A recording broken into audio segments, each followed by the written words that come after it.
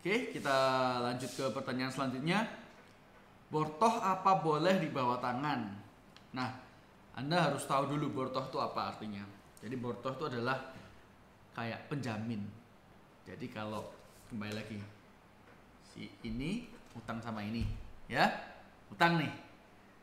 Jaminannya apa? Oh, saya nggak punya tanah, nggak punya apa. Oh ya udah, gimana terusan untuk menjamin kepentingannya ini kan piutangnya pasti dibayar. Nah, zaman dulu terutama itu sering pakai namanya bortoh. Dia maju di tengah, saya yang backingin. Nah, saya yang nanti kalau ada apa-apa saya yang bayarin. Nah, itu biasanya keluarga, ayah, ibu atau perusahaan itu macam-macam. Jadi istilahnya jaminan uang ya, jaminan badan ya, jaminan uang. Jadi uang dijamin uang. Nah, biasanya kalau gini timbul pertanyaan lucu. Nah, kalau memang si keluarga ini bisa menjamin, kenapa harus pinjam dari sini? Kenapa nggak langsung aja dipinjemin, nggak pakai jamin menjamin? Nah, itu secara teori memang terkesan bodoh dan lucu, tapi pada prakteknya itu sering terjadi. Jadi si penjamin ini sebenarnya bisa punya kemampuan finansial untuk meminjamkan, memberikan, tapi ingat, di dunia usaha selalu cash flow adalah raja, bukan cash ya, cash flow. Cash flow menurut saya itu lebih penting daripada sekedar cash. Karena kalau ada cash di tangan ya, oke, itu salah satu bentuk dari cash flow. Tapi kalau Anda cuman, wah untungnya tinggi tapi cuman berbentuk piutang, Anda harus tagih lagi. Nah, itu kan berarti Anda nggak liquid. Nah, mungkin penjamin atau keluarga ini dia lagi nggak liquid, sedang dalam keadaan yang tidak liquid. Mungkin 1 bulan lagi baru cair depositonya, tapi keluarga anak butuhnya hari ini atau berapa hari ke depan. Jadi pakai. Nah, kebetulan ada orang yang punya duit cair, liquid. Nah, dipinjamkan. Nanti apa kepastiannya saya bakal dibayar? Nah, ini loh depositoku. Saya sebagai nomini mengajukan diri lah bortok untuk pinjaman yang dilakukan oleh anak saya. Nah, seperti itu. Terus next question, CV atau PT? Zaman sekarang kalau orang menghindari UMKM gitu ya, omset selama di bawah 4,8 M itu pakai CV supaya pajaknya bisa 0,5% dan nggak kena PPN. Yang paling penting nggak kena PPN.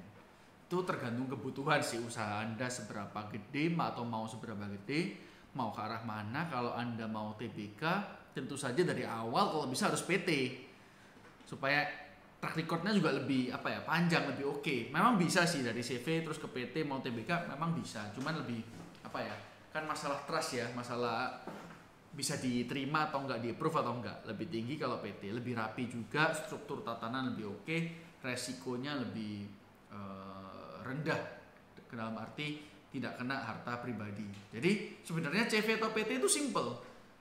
Bagiannya penting mana? Offense atau defense? Nah, kalau bagian offense maunya nyerang terus, profit oriented, profit gaining oriented, Anda pasti lebih senang kalau pakai CV. Short term ini kita nggak ngomong long term ya, simple-simpelnya ya. Nah, kalau ada profit protection oriented, mainnya defense, ya pasti Anda lebih pilih PT. Karena kalau udah dibagi dividen itu udah nggak bisa ditarik lagi, kecuali dalam urusan-urusan tertentu seperti kepailitan ya. Tapi di luar itu, selama normal-normal saja, biasanya memang PT itu lebih terlindungi, lebih terjamin. Kalau mau ngajukan penawaran, transfer ke perusahaan sebagai alamat transfer itu nilainya lebih tinggi.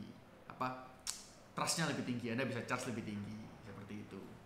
Kalau lebih ke proteksi lah ya. Tapi kalau CV mungkin Anda pokoknya ngejar omset, ngejar keuntungan terus, kayak nggak mau kena pajak tinggi-tinggi. Nah, itu lebih cocok pakai CV. Tapi kembali lagi, usaha Anda apa, konsultasikan langsung kepada konsultan Anda. Oke. Nah, terus ini ada lagi ya, perjanjian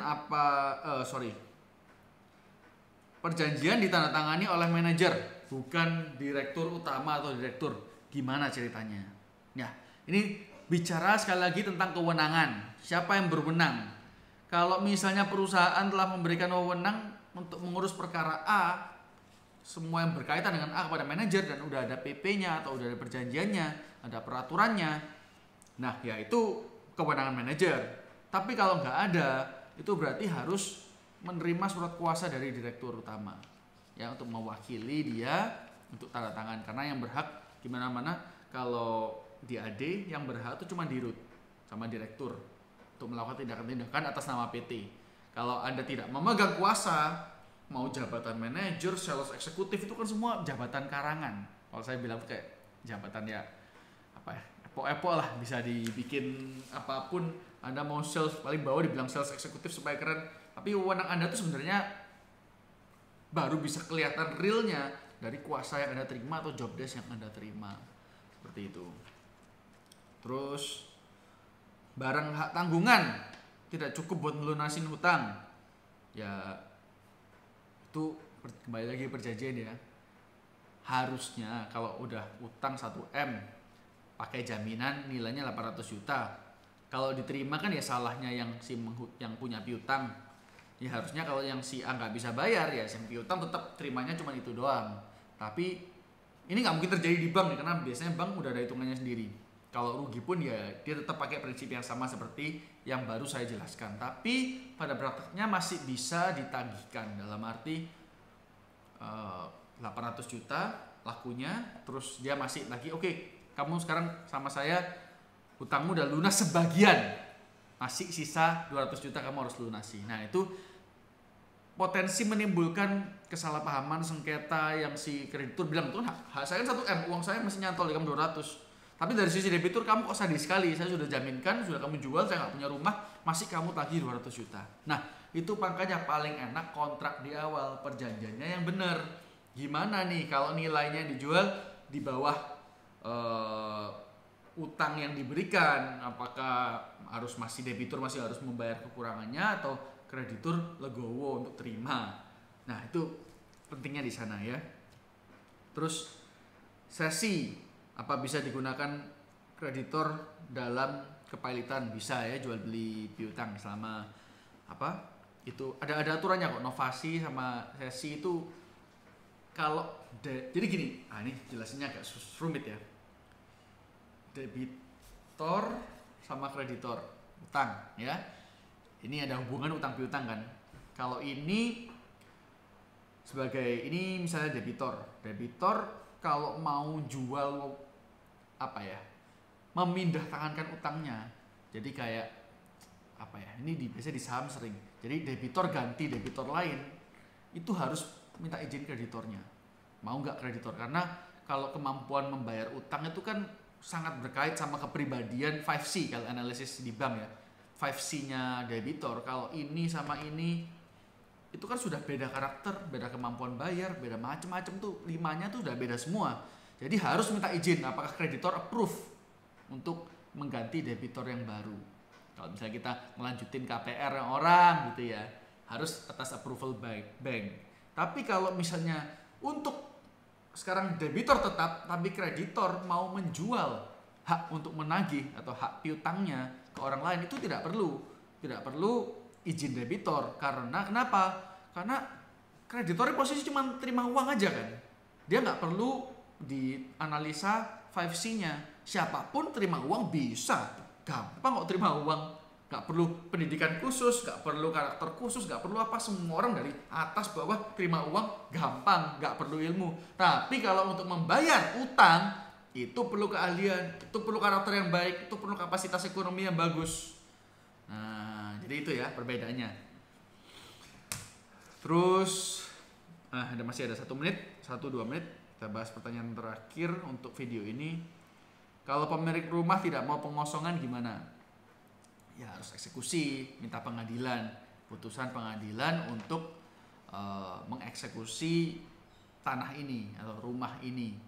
Cuman prakteknya kita tetap harus kasih pesangon, lebih gampang daripada pakai pengadilan ribet, nanti harus bayar polisi untuk melaksanakan segala macam.